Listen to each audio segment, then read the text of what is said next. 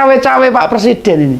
Nah, makin mendekati hari coblosan, pilpres dan pileg, kekhawatiran takut kalah pilpres ini makin kelihatan ini Pak Jokowi ini, karena Gibran di situ. Ya, mestinya Pak Jokowi kan harusnya tanpa beban loh di pilpres nih. Sebagai presiden, sebagai bapak bangsa, ya toh sudah 2 kali menjabat. Yang penting kan sudah menjalankan tugas dengan baik. Ini loh. Ini loh buktinya orang kalau masih mau berkuasa terus. Aduh, ya idealnya kan malah nggak merasa terbeban toh Pak Jokowi ini. Akhirnya dia butuh memastikan ini akhirnya untuk memastikan putra sulungnya tidak boleh keok, ora entuk kalah, pokoknya kudu menang, pokok men, wah kojor.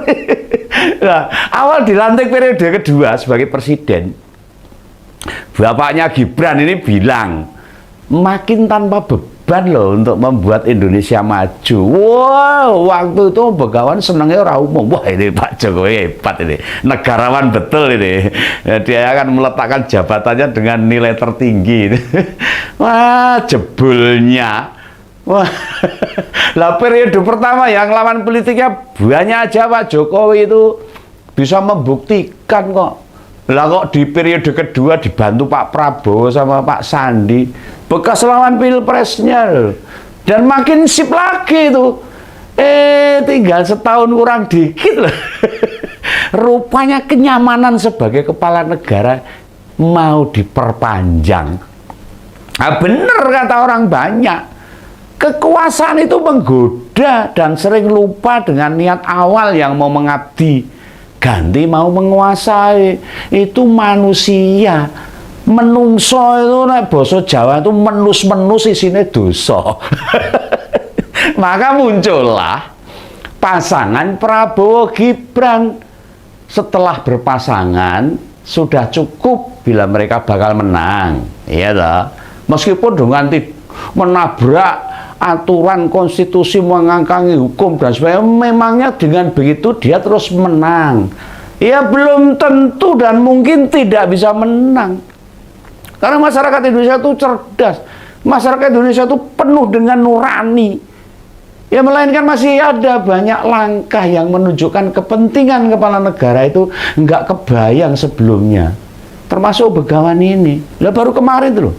Begawan tuh terkaget-kaget ini. Iya, gumun.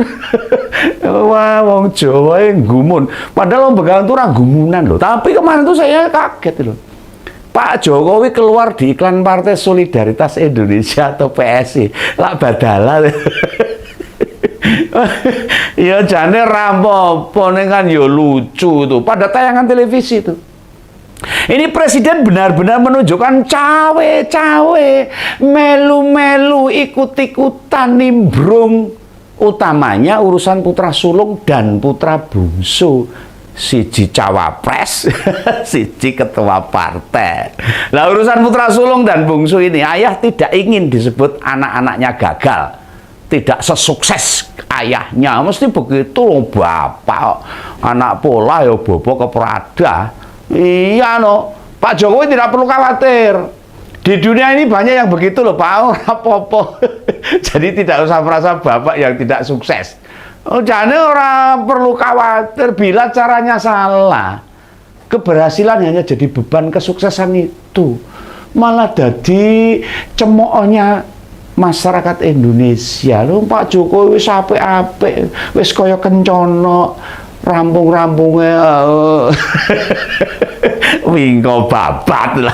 Nah di dunia ini anak presiden yang bisa jadi presiden memang bukan hanya Bu Mega.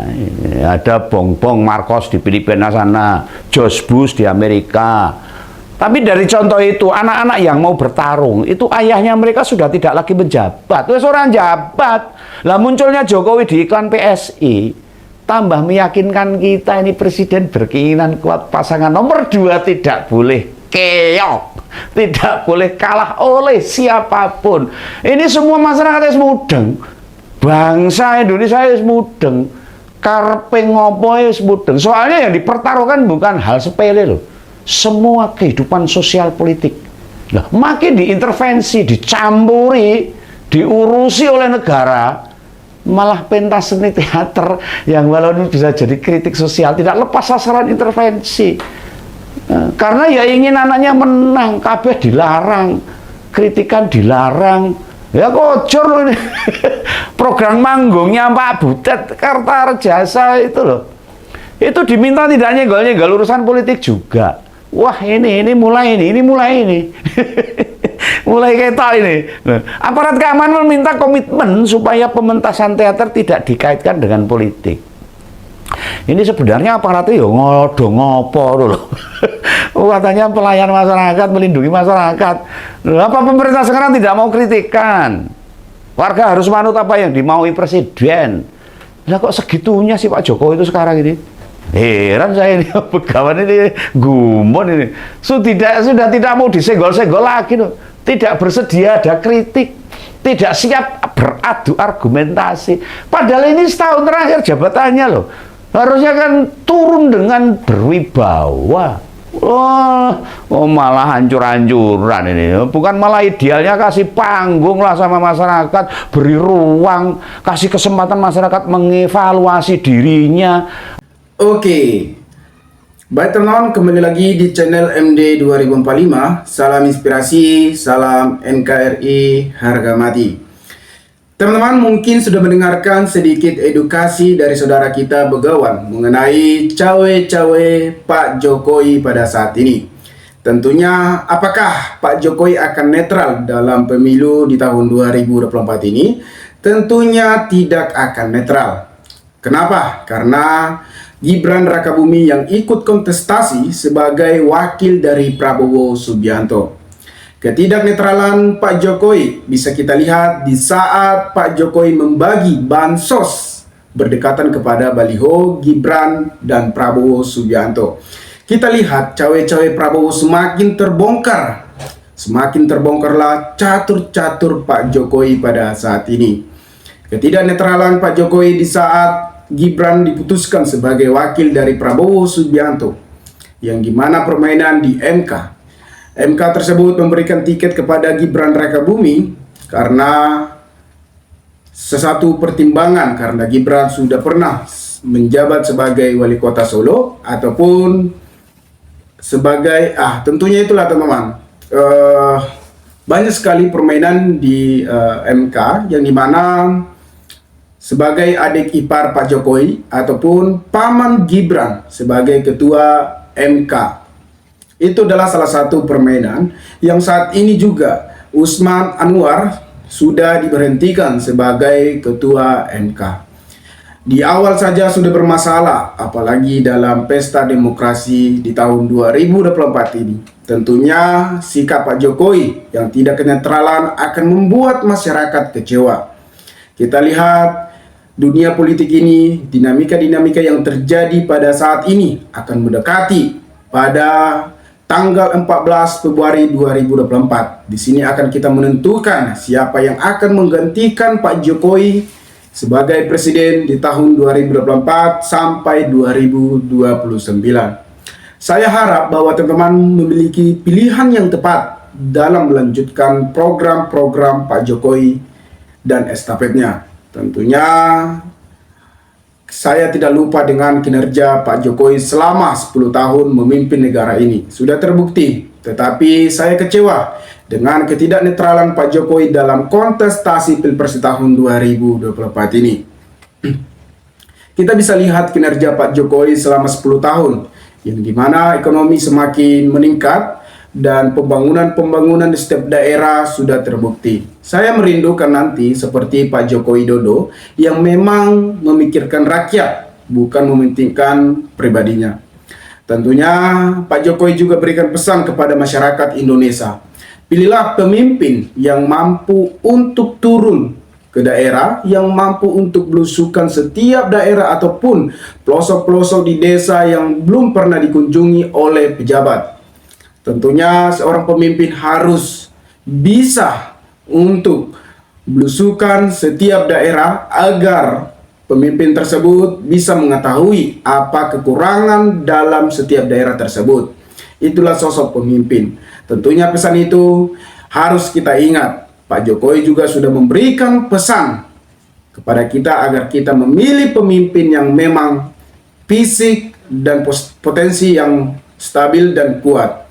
Kita bisa lihat, sedangkan Pak Jokowi mendukung Prabowo Subianto, sedangkan visi Prabowo Subianto yang tidak memungkinkan untuk belusukan setiap daerah. Kita bisa lihat jalan saja, Pak Prabowo sudah tidak mampu, sudah pakai tongkat. Kita bisa lihat teman-teman. Jadi itulah pesan Pak Jokowi agar kita selalu memilih pemimpin memang pro kepada masyarakat dan memikirkan rakyat Indonesia. Teman-teman, ada salah satu berita yang sangat menarik untuk kita semua agar kita bisa memahami informasi ini. Bisakah Presiden Jokowi netral di pemilu kontestasi di tahun 2024 ini?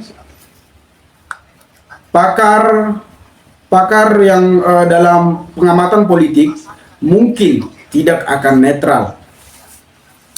Diragukan bisa netral dalam pemilu umum pada kontestasi 2024 ini sebab anaknya Gibran Rakabuming Raka ikut kontestasi sebagai wakil dari Prabowo Subianto.